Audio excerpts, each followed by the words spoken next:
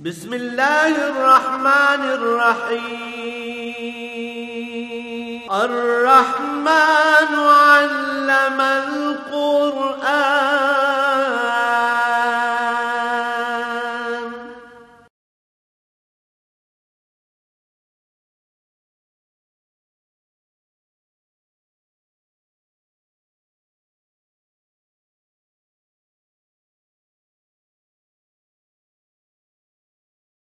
الحمد للہ رب العالمین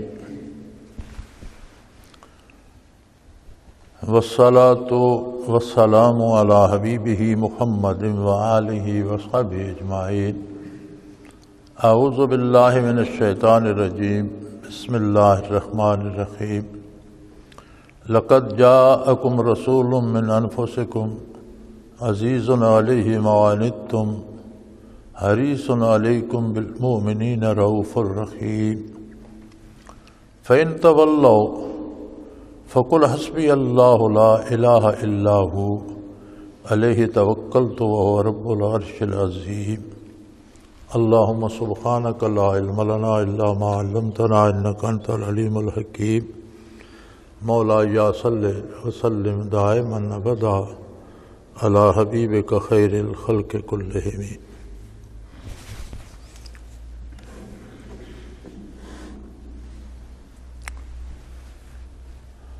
لقد جاءکم رسول،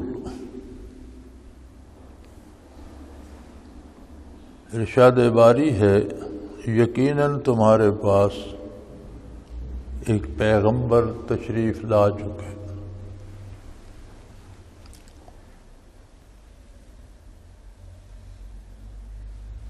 سب سے پہلی بات کہ پوری انسانیت میں سے کوئی فرد اب اس انتظار میں نہ رہے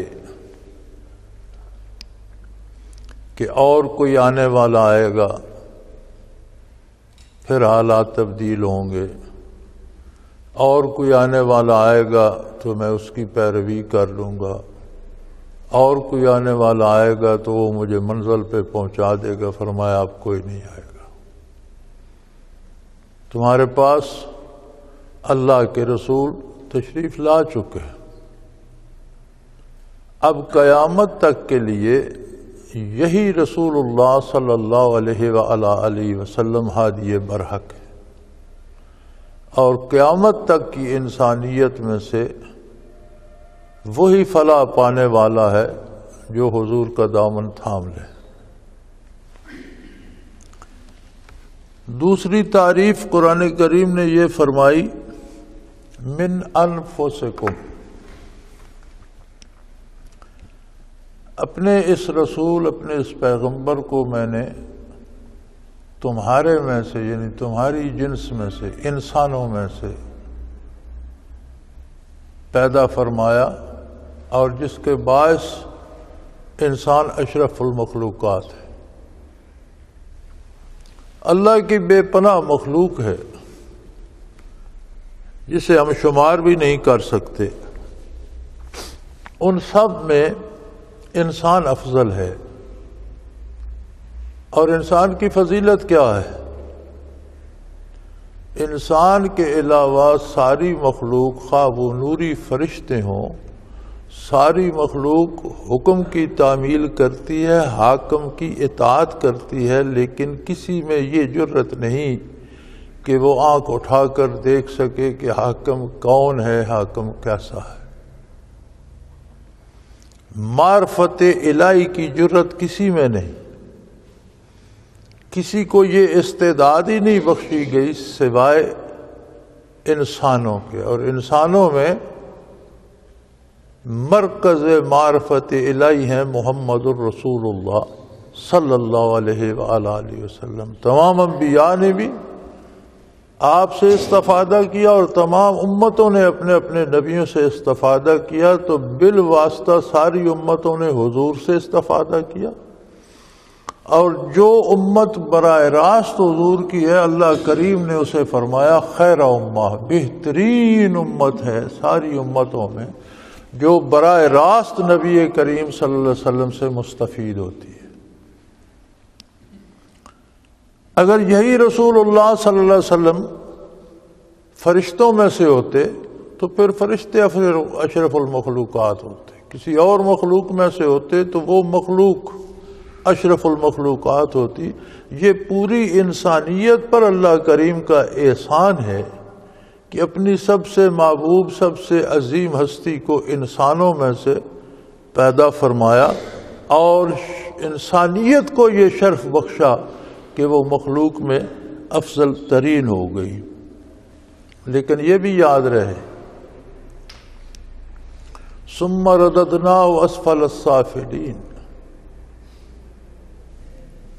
جو دامان محمد صلی اللہ علیہ وسلم نہیں تھامتا پھر وہ ساری مخلوق میں سے گھٹیا بھی ہو جاتا ہے، اتنا نیچے گر جاتا ہے کہ کتے اور خنزیر سے بھی نیچے چلا جاتا ہے۔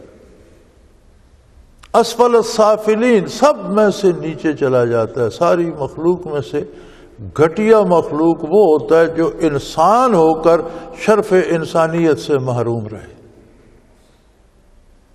جانور ہیں، انہیں اللہ نے شعور نہیں دیا، انہیں پیدا ہی جانور کیا، وہ اتنے ہی مکلف ہیں، لیکن انسان جس کو شرف انسانیت بخشا اور معرفت باری کی استعداد بخشی، وہ اس استعداد کو چھوڑ کر دنیا کے اقتدار یا دنیا کی دولت یا دنیاوی مفاد کی خاطر دامان رسالت پناہی کو چھوڑ دیتا ہے تو وہ اتنا نیچے گر جاتا ہے کہ سب مخلوق سے گھٹیا ترین ہو جاتا ہے۔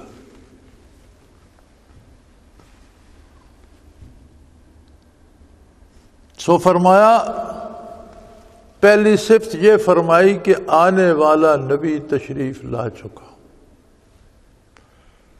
تمام انبیاء نے آدم علیہ نبینا علیہ السلام سے لے کر عیسیٰ علیہ السلام تک، انبیاء کی بنیاد ہے آدم علیہ السلام، اور حضور اکرم صلی اللہ علیہ وسلم سے پہلے آخری نبی تھے، نبی کریم سے پہلے جو انبیاء گزرے ان میں آخری نبی تھے عیسیٰ علیہ السلام۔ آدم علیہ السلام سے لے کر عیسیٰ علیہ السلام تک ہر نبی نے یہ بات تعلیم فرمائی اپنی امت کو کہ آنے والا نبی تشریف لائے گا جو ساری انسانیت کے سر کا تاج ہوگا، جو خاتم الانبیاء ہوگا، جو امام الانبیاء ہوگا، اس کا زمانہ پاؤ تو اس کا اتباع کرو اور اس کے دامن کو تھام لو۔ یہ انبیاء کی اسی وصیت اور اسی نصیحت کا جواب یہاں ارشاد ہو رہا ہے، لقد جاءکم رسول، وہ نبی جس کی تمام انبیاء پیش گوئی کرتے رہے، وہ نبی جس نے ساری انسانیت کو راہ دکھانا ہے، راہ ہدایت پہ لانا ہے، وہ نبی جو ساری انسانیت کے سینے منور کرنے کی قوت رکھتا ہے، وہ نبی جو قیامت تک تجلیات باری تقسیم فرماتا رہے گا، وہ نبی تشریف لا چکا۔ اب تم کیا دیکھ رہے ہو؟ اب کس کا انتظار ہے؟ اب ان کے بعد کوئی نہیں آئے گا، اب اس امید پہ نہ رہو۔ ہمارے یہاں بھی ایک، آپ اگر غور کریں تو آپ کو سمجھ آ جائے گی کہ جب ہم حالات سے گھبراتے ہیں، بے روزگاری ہے، مہنگائی ہے، ڈاکہ چوری ہے، قتل و غارت گری ہے، تو جب ہم گھبراتے ہیں تو کہتے ہیں کوئی آئے گا، اللہ کرے کو آئے جو اس کو سنبھال لے، فرمایا کوئی نہیں آئے گا، آنے والا آ چکا۔ اب ہر مصیبت کا حل محمد الرسول اللہ کی غلامی میں ہے۔ اب یہ انتظار نہ کرو کہ کوئی اور آئے گا، کوئی نہیں آئے گا، آنے والا تشریف لا چکا، وہ قادر ہے۔ نمرود نے بہت بڑی آگ بھڑکائی، میلوں تک لکڑیاں جمع کر کے بہت بڑا الاؤ بنایا، ابراہیم علیہ السلام کو آگ میں ڈال دیا۔ اس قادر مطلق نے آگ کو حکم دیا، وَقُلْنَا يَا نَارُ كُونِي بَرْدًا، ہم نے فرمایا اے آگ تیرا کام جلانا ہے، تجھے پیدا ہی کس لیے کیا ہے، یہی صفت تجھے دی گئی ہے، لیکن آج اپنے مزاج کے خلاف ابراہیم علیہ السلام کے لیے ٹھنڈی ہو جا، جن لکڑیوں کو جلا رہی ان کو جلاتی رہے، جن کو کھا رہی ان کو کھاتی رہے، شعلے لپٹیں لیتے رہیں، تو بھڑکتی رہے، لیکن مزے کی بات یہ ہے کہ آگ میں ابراہیم علیہ السلام کو بعد سحر کا مزہ آئے، ان کے لیے ٹھنڈی ہو جا، وسلام علی ابراہیم، ان کے لیے سلامتی کا سبب بن جا، ہر چیز کے لیے تو تباہی کا، جلانے کا، ختم کرنے کا سبب بنتی ہے، ان کے لیے سلامتی کا سبب بن جا، اور ان کے لیے باد بہاری کی طرح ہو جا، شعلے کی لپٹیں انہیں باد بہاری محسوس ہوں۔ اور آگ نے تعمیل ارشاد کی۔ سو آج اگر کوئی مشکل میں ہے، اگر کوئی تکلیف میں ہے، آج بھی پورے خلوص سے دامان محمد الرسول اللہ تھام لے تو آتش نمرود کی طرح اس کے ارد گرد بھانبڑ بھی بھڑک رہے ہو، وہ سکون سے ہوگا، وہ مزے سے ہوگا، اس کے دل میں اطمینان ہوگا، اس کا قلب منور ہوگا، اور اسے تجلیات باری نصیب ہو۔ یہ جو ہم گھبرا کے کہتے ہیں نا کوئی آئے گا نہیں، آنے والا تشریف لا چکا۔ ہمیں ہر مصیبت، ہر مشکل میں محمد الرسول اللہ کا دامن تھامنا ہے۔ یہی بات قرآن کریم فرما رہا ہے، لقد جاءکم رسول، تمہارے پاس رسول اللہ صلی اللہ علیہ وسلم تشریف لا چکے۔ پھر میں نے دوسرا احسان تم پہ فرمایا، من انفسکم، انسانوں میں سے، آدم علیہ السلام کی اولاد میں سے، عالم بشریت میں نے مبعوث فرمایا اپنے محبوب کو، تاکہ تم بھی بشر ہو اور بشری اوصاف سے، اپنی بشر سے فیوزات حاصل کرنا تمہارے لیے بہت آسان ہے۔ اگر فرشتہ ہوتا تو تم کیسے اس کی پیروی کرتے، اس کی بات کیسے سنتے، اس تک پہنچتے کیسے، اس کی بیعت کیسے کرتے، اس سے عہد وفا کیسے باندھتے، اگر کوئی جن ہوتا اس سے تم استفادہ کیسے کرتے۔ میں نے انسانیت پر احسان فرمایا اپنے حبیب کو انسانوں میں سے مبعوث فرما کر، اور تمہارے لیے تو آسان ہو گیا دامن نبوت کو تھامنا۔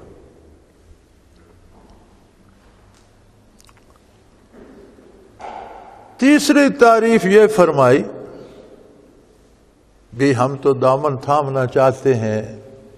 بندہ کہتا ہے جی میں تو یہ کام کرنا چاہتا ہوں، اگلا بھی اس بات کو قبول کرے، میں تو دامن تھامنا چاہتا ہوں، حضور اپنا دامن مجھے تھامنے میں دیں۔ فرمایا نہیں، ایسی بات نہیں ہے۔ عزیز علیہ ما عنتم،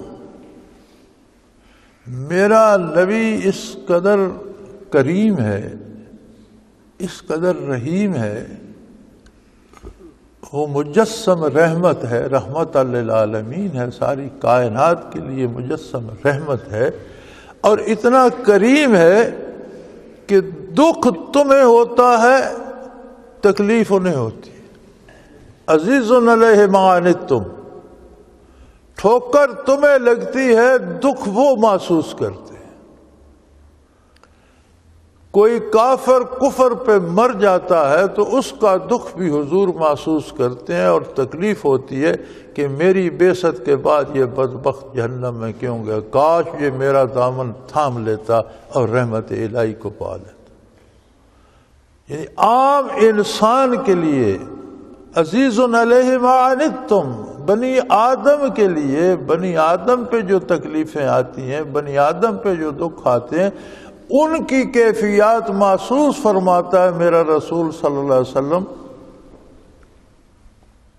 تم پتھر مارتے ہو وہ دعائیں دیتا ہے، تم توہین کرتے ہو وہ تمہیں توحید کے نغمے سناتا ہے، تلواروں سے حملہ آور ہوتے ہو، زخمی کرتے ہو، وہ تمہارے لیے دست بدعا ہوتا ہے کہ اللہم اہد قومی فانہم لا یعلمون، یا اللہ انہیں ہدایت دے دے، یہ مجھے پہچان ہی نہیں رہے، پہچانتے تو ایسا نہ کرتے۔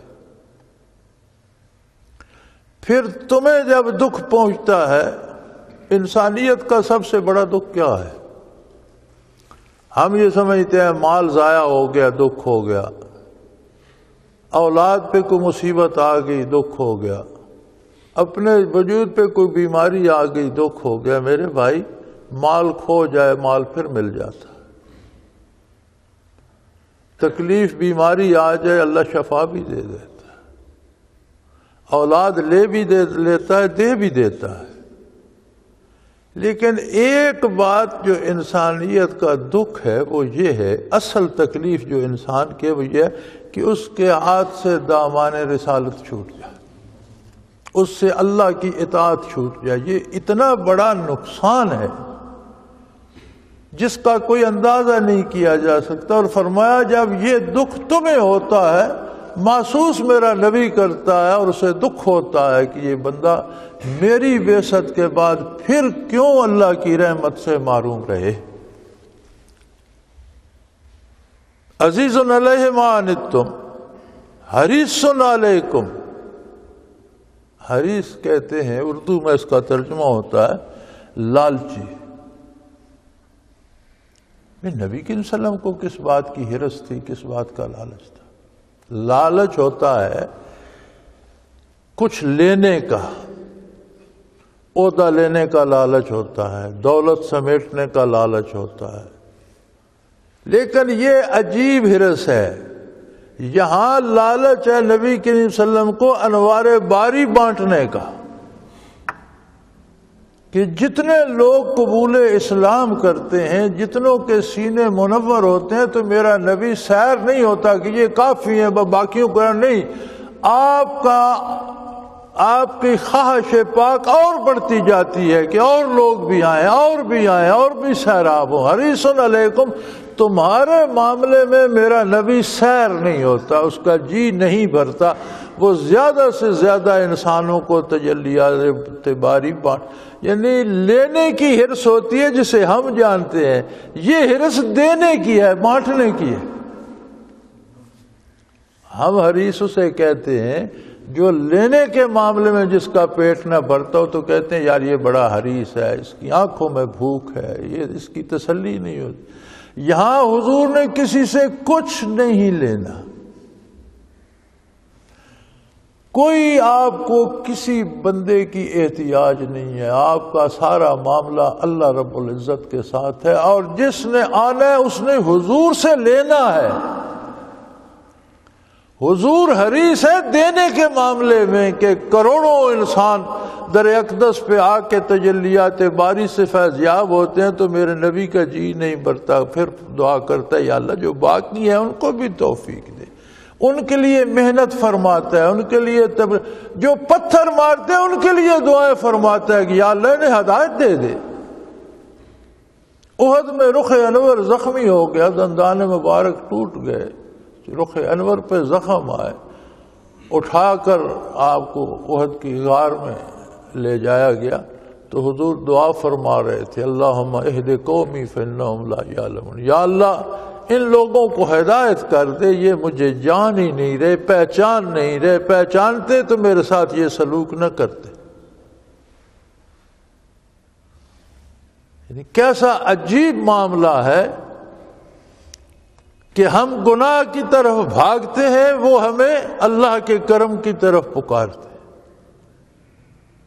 ہم دنیا کی طرف بھاگتے ہیں، وہ ہمیں آخرت کی طرف پکارتے ہیں۔ اور عجیب بات ہے، یعنی میری سمجھ میں یہ فلسفی نہیں آتی کہ ہم اتباع رسالت چھوڑ کر گناہ کیوں کرتے ہیں۔ میں بھی انسان ہوں، فرشتہ نہیں ہوں، مجھ سے بھی گناہ ہوتے ہیں، لیکن یہ فلسفہ میری سمجھ میں نہیں آتا کہ جب ہم کوئی گناہ کرتے ہیں تو ہمیں تکلیف ہوتی ہے، گناہ مشکل میں ڈالتا ہے۔ کوئی گناہ دیکھ لو، چوری، غیبت، ڈاکہ، قتل، رشوت، بدعنوانی، کوئی بھی دیکھ لو، ہر گناہ کے ساتھ مصیبتیں لگی، اور اتباع رسالت کا ہر کام دیکھ لو، ہر کام کے ساتھ نعمت الہی وابستہ ہے، آرام وابستہ ہے، سکون وابستہ ہے۔ حتیٰ کہ جو اطاعت پیغمبر صلی اللہ علیہ وسلم میں قتل ہو جاتے ہیں، اب قتل بڑی مصیبت ہے، دنیا میں سب سے بڑی مصیبت یہ ہے کہ کسی کی گردن کاٹ دی جائے، سینہ چھلنی کر دیا جائے۔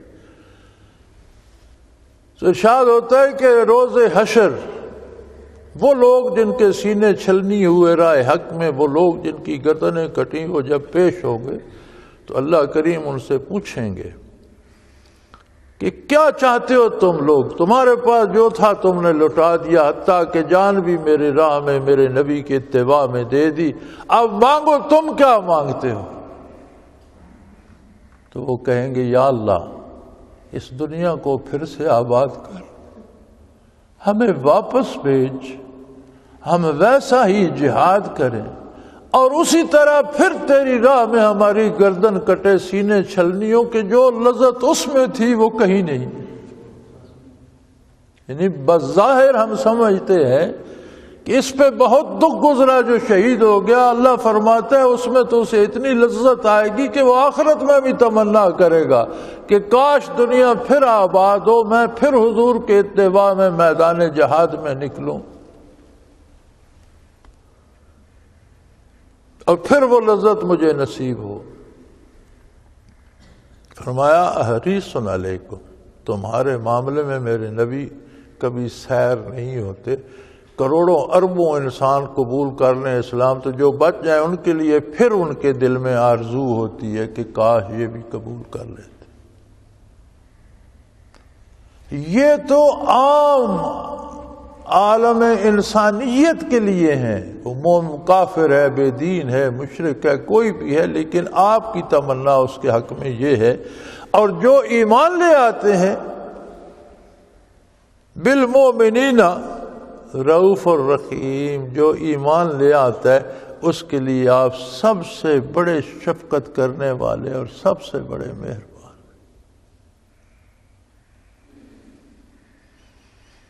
اللہ اللہ اللہ، ہمارا فلسفہ ہی الٹ گیا، ہماری سوچ ہی الٹ گئی۔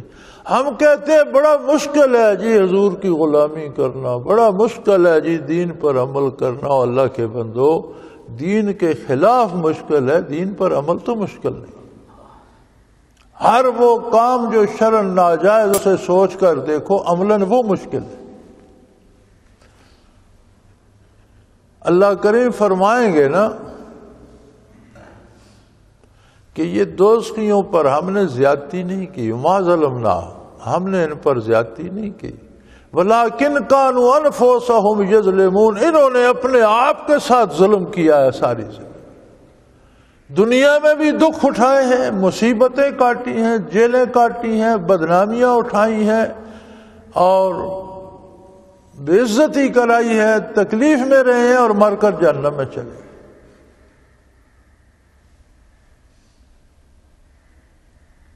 بات صرف اتنی سی ہے کہ اپنے کو حضور کے ساتھ جوڑ لو، ایمان اور اتباع کے ساتھ، عقیدے اور عمل کے ساتھ۔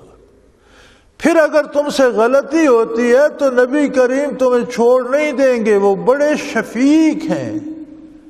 تم سے غلطی ہوتی ہے تو وہ تمہاری غلطی کی معافی کی دعائیں کرتے ہیں، تم سے گناہ ہوتا ہے تو وہ تمہارے لیے اللہ سے بخشش مانگتے ہیں، اور رؤوف اور رحیم ہے، نہایت شفقت والے، نہایت محبت والے۔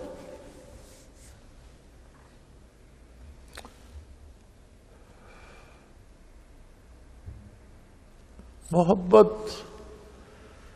ایک لفظ ہے اور اس کی بے شمار تعبیریں ہیں۔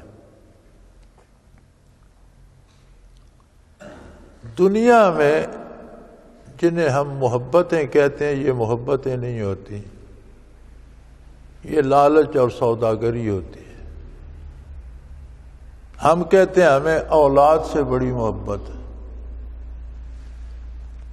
لیکن جس طرح ہم قربانی کا جانور پالتے ہیں، یہ جس طرح ذمہ دار گائے بیل پالتے ہیں کہ موٹا تکڑا ہو جائے گا، بیل اچھا بیل نکلے گا، گائے اچھا دودھ دے گی، بھینس اچھی دودھ دینے والی ہوگی تو بیچ دوں گا، اتنا سرمایہ آ جائے گا۔ تو پھر یہ گائے بیل سے محبت تو نہیں ہے، یہ تو ہماری اپنی طمع اور لالچ۔ ہم اولاد کو پالتے ہیں، پڑھاتے ہیں، کہتے ہیں بڑی محنت کی ہے، اولاد پر بڑا خرچ کیا ہے، وہی پلا بڑا بیٹا، وہی پڑھا لکھا بیٹا اگر اچھی نوکری نہ کرے یا کرے اور ہمیں پیسے نہ دے تو وہ محبت باقی رہتی ہے؟ تو پھر محبت تو نہ ہوئی، کاروبار ہوا۔ پھر تو میرا دعویٰ ہے کہ ہمیں اولاد سے محبت ہے. یہ محبت تو نہیں ہے، یہ تو کاروبار ہے کہ آج میں تجھے پڑھا رہا ہوں، کل تو مجھے پیسے کما کر دے. اگر کما کر نہ دے پھر محبت کہاں جاتی ہے؟ محبت وہ جذبہ ہوتا ہے جس میں کوئی لالچ نہ ہو، کوئی غرض نہ ہو، تعلق قائم رکھنا ہو صرف. اور ایسا پاک تعلق قائم رکھنا، وہ ایک عرب شاعر نے کہا تھا فَإِنَّ الْمُحِبَّ لِمَنْ يُحِبُّ مُطِيعُ. محبت کیا ہوتی ہے؟ وہ کہتا ہے کہ محبت جس کو جس سے محبت ہو جاتی ہے وہ اس کا غلام بن جاتا ہے. یعنی محبت کی یہ خاصیت ہے کہ جس سے محبت ہو جائے بندہ اس کا اسیر ہو جاتا ہے، اس کی مرضی کے خلاف سانس لینا بھی گوارا نہیں کرتا، اس کی مرضی کے خلاف بات کرنا گوارا نہیں کرتا، اور اس کی مرضی کے خلاف کام کرنا گوارا نہیں کرتا. لیکن اب عجیب بات ہے کہ ہم اس 15ویں صدی ہجری کے عام گناہگار انسان، وہ محمد الرسول اللہ صلی اللہ علیہ وسلم، ہم ان سے محبت کیسے کریں؟ یہ بڑا مسئلہ تو یہ ہے، کہاں ہم، کہاں وہ ہستی؟ بھائی ہیں تو وہ بھی بشر صلی اللہ علیہ وسلم، لیکن ان کی بشریت فرشتوں سے بھی لطیف تر ہے. ہماری بشریت عام جانوروں کی طرح ہے. ہماری بشریت تو گدھے بیلوں گھوڑوں کی طرح ہے، جس طرح وہ ہیں اس طرح کے ہم وجود ہیں. ان کی بشریت فرشتوں سے بھی لطیف تر ہے. ان کا وہ وجود بشریت، یہ جو دوست انکار کرتے ہیں نا کہ حضور کو بشر نہ کہو نور کہو، وہ بیچارے اپنے آپ پر اندازہ کر کے کہتے ہیں کہ بشر تو بڑی چھوٹی سی چیز ہوتی ہے. ہم بشر ہیں کہ نہیں اس میں شبہ ہے، حضور بشر ہیں. اور آپ کی بشریت کا معیار یہ ہے کہ شب معراج فرشتوں کا سردار روح الامین سدرۃ المنتہا پر رک کر عرض کرتا ہے یا رسول اللہ اس سے آگے میں قدم نہیں بڑھا سکتا. حضور اس بشری وجود کے ساتھ، اسی وجود عالی کے ساتھ آگے تشریف لے جاتے ہیں. سدرۃ المنتہا سے آگے عرش عظیم شروع ہو جاتا ہے. اس میں کہاں تک گئے وہ رب جانے اور رب کا رسول جانے، میں اور آپ اندازہ نہیں کر سکتے. اور بشری وجود کے ساتھ تشریف لے گئے. آپ کا وجود اتنا لطیف تر ہے کہ جہاں فرشتوں کا سردار دم نہیں مار سکتا وہاں حضور کا وجود تشریف لے گیا. آپ نے جنت کا ملاحظہ فرمایا اسے وجود عالی کے ساتھ، دوزخ کا ملاحظہ فرمایا اسے وجود عالی کے ساتھ، فرشتوں سے ہم کلام ہوئے اسے وجود عالی کے ساتھ، انبیاء کی ارواح سے ملاقات اسے وجود عالی کے ساتھ ہوئی. اور کن بلندیوں تک، عرش کی کن عظمتوں تک اللہ انہیں لے گیا یہ اللہ جانے اور اللہ کا رسول جانے. ہمارے پاس اتنی خبر ہے جو حضور نے دی کہ سدرۃ المنتہا پر جا کر جبریل امین رک گئے اور آگے اللہ نے رف رف کی سواری مجھے دی اور میں اس پر آگے تشریف. اب آگے کہاں تک تشریف لے گئے یہ نہ حضور نے بتایا ہے اور نہ ہم جان سکتے تھے. ہم نے تو سنا ہوا ہے 7 آسمان ہے اور جب آسمانوں کی حد ختم ہوتی ہے وہاں سدرۃ المنتہا، آگے عرش عظیم ہے، عرش بھی ختم ہو جاتا ہے، آگے عالم امر ہے. اب رب جانے اور رب کا رسول جانے کہاں تک تشریف لے گئے. لیکن عجیب بات یہ ہے کہ صرف روح نہ تھی، وجود محمد الرسول اللہ تھا. آپ کہتے ہیں حضور نور تھے تو نوری مخلوق تو سدرۃ المنتہا پر رک گئی.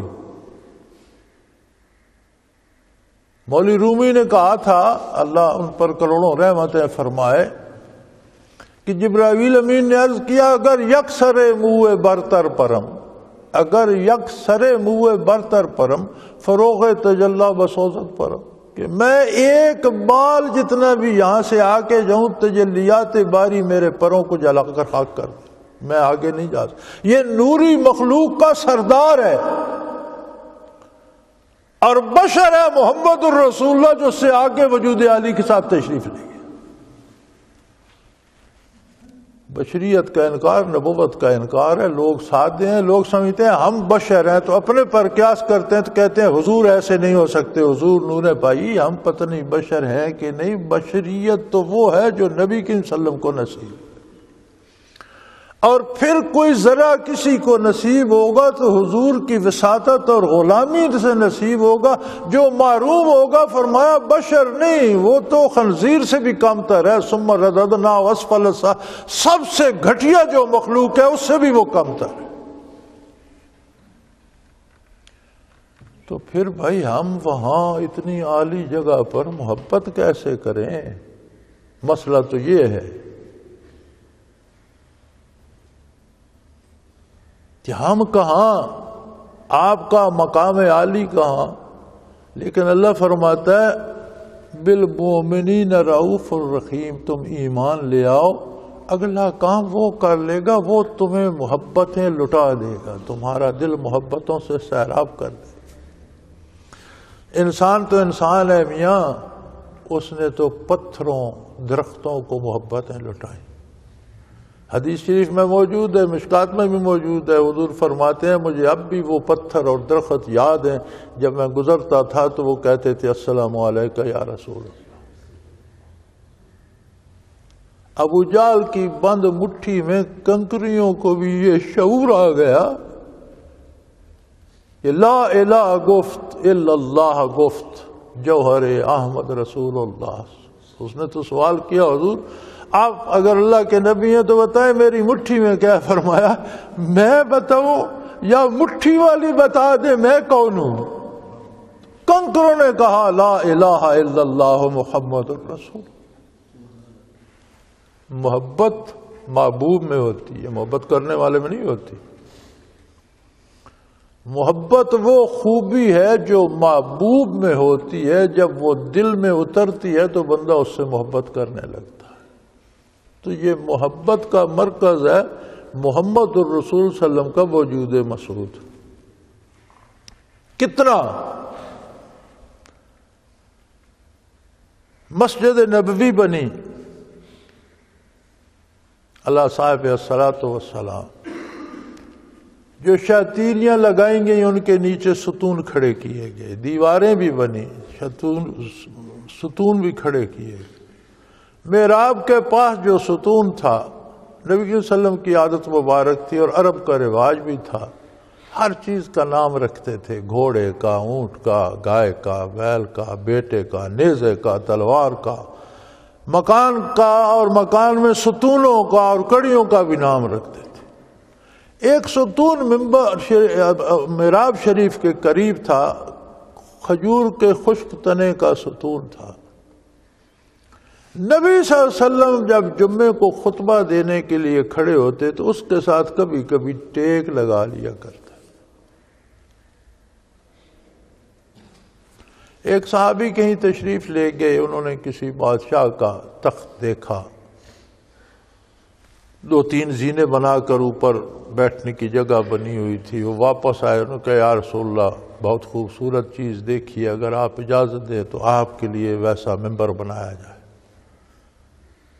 آپ کو کھڑے ہونے میں تکلیف ہوتی ہے، حضور کو ستون کا آسرا سہارا لینا پڑتا ہے، اس پر آپ آرام سے تشریف رکھیں گے. حضور نے اجازت دی تو یہ 3 پوڑیوں والا ممبر جو آج تک ہے، یہ پہلے حضور کے لیے اس طرح ایک زینہ، پھر دوسرا زینہ، پھر بیٹھنے کی جگہ عام لکڑی سے بنایا گیا. جمعہ کا دن تھا، حضور تشریف لائے، ممبر پر جلوہ افروز ہو گئے. اب وہ بے جان لکڑی، خشک لکڑی کا ستون تھا. جمعے کے دن سارا وقت نہیں، کبھی کبھی حضور تھکن محسوس کرتے تو اس سے ٹیک لگا لیتے تھے، وہ وجود عالی سے مس ہوتا تھا.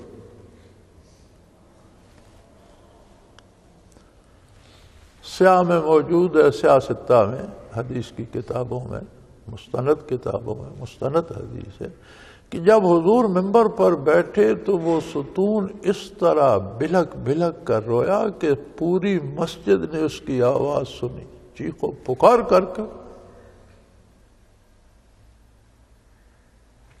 مولوی رومی فرماتے ہیں استن حنان در ہجر رسول، ستون کا نام تھا حنانہ، استن حنان در ہجر رسول نالہا میزت جو اصحاب عقول، وہ زندہ انسانوں کی طرح شور کر رہا تھا اور چیخ دھاڑ رہا تھا اور رو رہا تھا، اور رسول اتنے کریم ہے کہ اس کا رونا سن کر ممبر نیچے تشریف لائے، اسے جا کر سینے سے لگایا، اس پر ہاتھ، اور صحابہ کہتے ہیں کہ ایک دم سے چپ بھی نہیں ہوا، جس طرح بچے کو روتے بچے کو بہلاؤ تو سسکیاں لے لے کر چپ کرتے ہیں، اس طرح ڈسکورے لے لے کر وہ چپ ہوا۔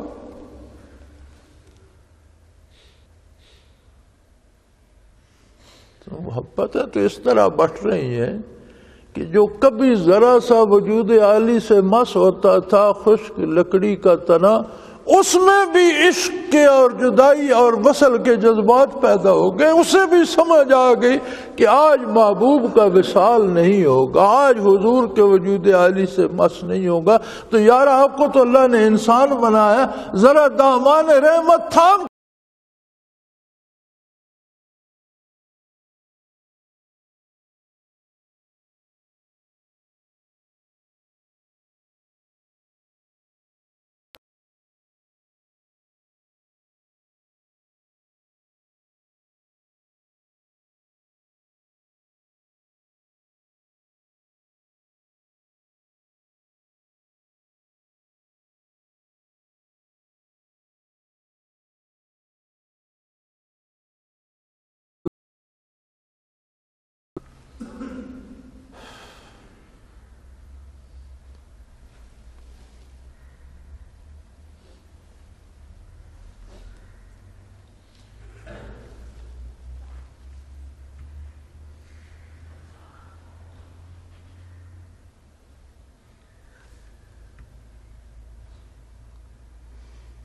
اللہ اللہ اللہ۔ محبت تو محبوب کی خوبی ہوتی ہے، اور یہ ایسا محبوب ہے حریص علیکم۔ یار یہ تو اس بات پہ سیر ہی نہیں ہوتا کہ لوگ مجھ سے محبتیں لیں،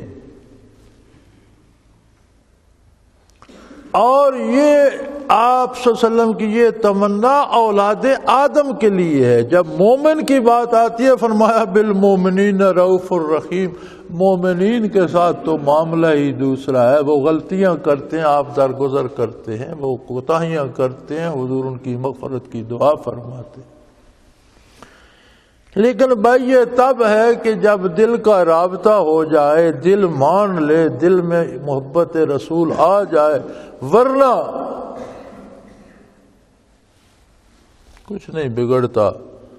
ہم بیت اللہ کا طواف بھی کر آتے ہیں، منا اور عرفات اور مزدلفہ سے بھی ہو آتے ہیں، روضہ اطہر پہ صلاۃ و سلام بھی پڑھ کے آتے ہیں، اور جب آتے ہیں تو وہی چوری، وہی جھوٹ، وہی برائی ہمارے پاس ساتھ پھر ہوتی ہے۔ کیوں ہوتی ہے؟ خشک لکڑی کا تنا بدل گیا، اس میں بھی درد آ گیا، اسے بھی ہجر و وصال کی سمجھ آ گئی، پتھروں درختوں کو شناخت آ گئی، ہمیں کیوں نہیں آتی؟ کہیں ایسا تو نہیں کہ ہم حج کو بھی ایک رسم سمجھتے ہیں، اور اس میں بھی ہم یہی سمجھتے ہیں کہ لوگ مجھے حاجی کہیں گے، میں وہاں سے کچھ سونا لے آؤں گا، کچھ زیورات لے آؤں گا، یہاں آ کر بیچ لوں گا، کوئی ایسی ویسی بات تو نہیں ہوتی۔ میرا خیال کوئی ایسا ہی شور ہوتا ہے۔ نبی کریم صلی اللہ علیہ وسلم کے ساتھ صحابہ کرام حج فرماتے تھے تو جو شیطانوں کو کنکریاں ماری جاتی ہیں وہ کوئی نہیں اٹھاتا تھا، دن کو مارتے تھے، رات کو غائب ہو جاتی تھی۔ تو حضور نے فرمایا کہ یہ کنکریاں فرشتے اٹھا لیتے ہیں۔ آج بھی حاجیوں کی کنکریاں ایک قانون ہے، فرشتے اٹھا لیتے۔ تو میں نے یہ بات اسرار التنزیل میں تفسیر میں لکھ دی۔ ہمارے ایک ساتھی ہوتے تھے، اللہ ان پر کروڑوں رحمتیں کرے، وصال ہو گیا ان کا، ہنگو میں ان کا مدرسہ تھا، بہت مزے کے آدمی تھے، بڑے عالم بھی تھے، ادیب بھی بڑے تھے، دانشور بھی تھے۔ انہوں نے مجھے خط لکھا کہ حضرت آپ نے تفسیر میں لکھ تو دیا، لیکن میں اس دفعہ حج پر گیا ہوا تھا، گھر والے بھی ساتھ تھے، تو میں نے تو مینا میں دیکھا کہ رات کو سعودیہ کے ٹرک کنکریاں اٹھا رہے ہیں، آپ نے لکھ دیا فرشتے اٹھا لیتے ہیں۔ تو میں نے انہیں جواباً لکھا کہ فرشتے اب بھی اٹھا لیتے ہیں، لیکن حاجیوں کی اٹھاتے ہیں، جو سیر تفریح کرنے گئے ہوتے ہیں ان کی سعودیہ کے ٹرک کی اٹھائے، جو اسے صرف ایک ذریعہ تجارت سمجھ کر جاتے ہیں، یا جو صرف حاجی کہلوانے کے شوق میں جاتے ہیں، یا جو صرف اپنی عمارت دکھانے کے لیے جاتے ہیں کہ جی ہم تو ہر سال حج کرتے ہیں، ہر سال میں 10 عمرے کرتے ہیں، پڑوس میں ایک غریب بھوکا مر جائے اسے لقمہ روٹی کا نہیں دیتے، بیمار کو دوا نہیں دیتے، اور حج ضرور کرتے ہیں کہ لوگ کہیں اس نے اتنے حج کیے۔ ان کی کنکریاں سعودیہ کے ٹرک کی اٹھائیں گے۔ جو اللہ اللہ کے رسول کے عشق میں آج بھی جاتا ہے اس کی کنکریاں فرشتے اٹھا لیتے ہیں اور حشر کو اس کے نامہ اعمال میں رکھی جائیں گی۔ لَقَدْ جَاءَكُمْ رَسُولٌ مِّنْ أَنفُسِكُمْ، تم میں سے میں نے اپنا رسول بھیج دیا اور وہ آ چکا، کسی نئے آنے والے کا انتظار نہ کرو، جتنا جلدی ہو سکے بھاگ کر دامان رحمت تھا، پہلا کام یہ کرو کہ حضور کا دامن تھام لو۔ عزیز علیہ ما عنتم، وہ تمہارے لیے اتنا مہربان ہے، اور یہ انسانیت کو خطاب ہے، اس میں غیر مسلم بھی شامل ہے، کہ تم برائیاں کرتے ہو، گناہ کرتے ہو، میرے نبی کو دکھ ہوتا ہے۔ حریص علیکم، تمہارے معاملے میں حرص کی حد تک چلے گئے ہیں، چاہتے ہیں کہ سارے لوگ فیض یاب ہوں، اور جو ایمان لے آئے وبالمؤمنین رؤوف الرحیم، ان کے لیے تو رؤوف الرحیم ہے، ان میں درد بانٹتے ہیں، عشق بانٹتے ہیں، طلب آخرت، طلب الہی بانٹتے ہیں، وصال الہی کی کیفیات بانٹتے ہیں۔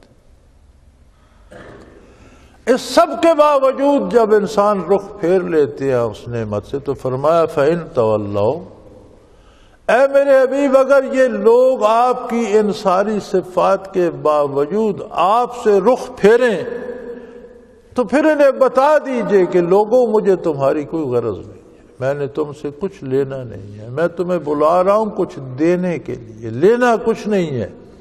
اگر تم نہیں آتے حسبی اللہ، تو مجھے میرا اللہ کافی ہے۔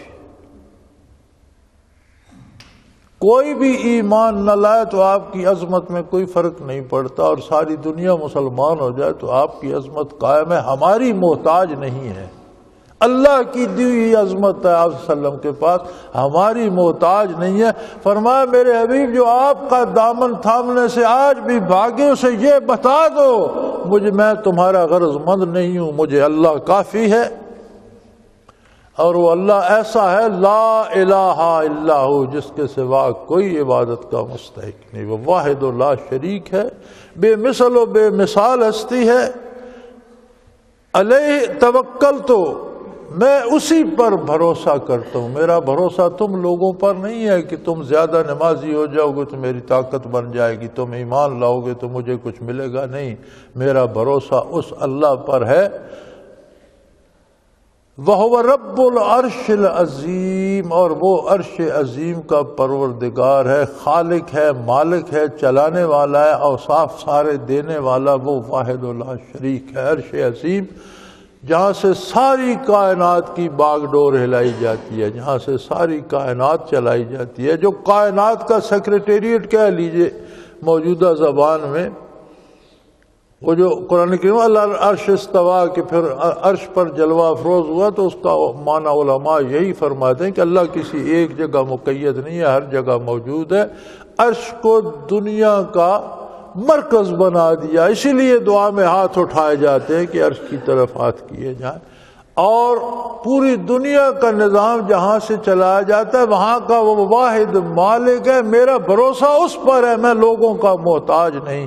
وآخر دعوانا ان الحمدللہ رب العالمین۔ اللہ اللہ اللہ اللہ اللہ اللہ اللہ اللہ۔ حضرت امیر محمد اکرم آوان مد ذلہ العالی دارالعرفان منارہ ضلع چکوال میں سالہ سال سے قرآن و حدیث کے اوپر خطابات کر رہے ہیں اور سلسلہ نقشبندیہ اویسیہ کے مطابق لوگوں کو ذکر الہی کی تربیت دے رہے ہیں۔ وہ قرآن پاک کی تفسیر ترتیب وار بیان کر رہے ہیں۔ تفسیر قرآن کو وہ موجودہ ملکی اور بین الاقوامی حالات کے مطابق بیان کرتے ہیں۔ موٹر وے سے کلر کہار کے انٹرچینج سے نکلتے ہوئے کلر کہار کی جھیل سے ہوتے ہوئے میانی، بوچھال اور نور پور سے گزرتے ہوئے دارالعرفان منارہ پہنچ سکتے ہیں۔ حضرت امیر محمد اکرم آوان نے بچیوں اور بچوں کی دینی اور دنیاوی تعلیم کے لیے سقارہ اکیڈمی کے نام سے ایک درسگاہ بھی قائم کی ہے، جس کا افتتاح ملک پاکستان کے صدر جنرل محمد ضیاء الحق نے اپنے دست مبارک سے کیا تھا۔ وہ تمام احباب جو اسلام کی طلب رکھتے ہیں ان سے گزارش ہے کہ دارالعرفان منارہ ضلع چکوال میں امیر محمد اکرم آوان صاحب کے خطابات سے مستفید ہوں۔ وہ ہر جمعے کو نماز سے پہلے بیان فرماتے ہیں۔ ہر ماہ کی پہلی اتوار کو ماہانہ اجتماع ہوتا ہے جس میں آپ خصوصی خطاب فرماتے ہیں اور پاکستان کے چاروں صوبوں سے احباب اس اجتماع میں شرکت کرتے ہیں۔ اس کے علاوہ یہاں سال میں 2 مرکزی اجتماعات بھی ہوتے ہیں، ایک رمضان المبارک میں اعتکاف کا اجتماع اور دوسرا جولائی اور اگست میں 40 دن کا اجتماع ہوتا ہے جس میں روحانی تربیت کی جاتی ہے۔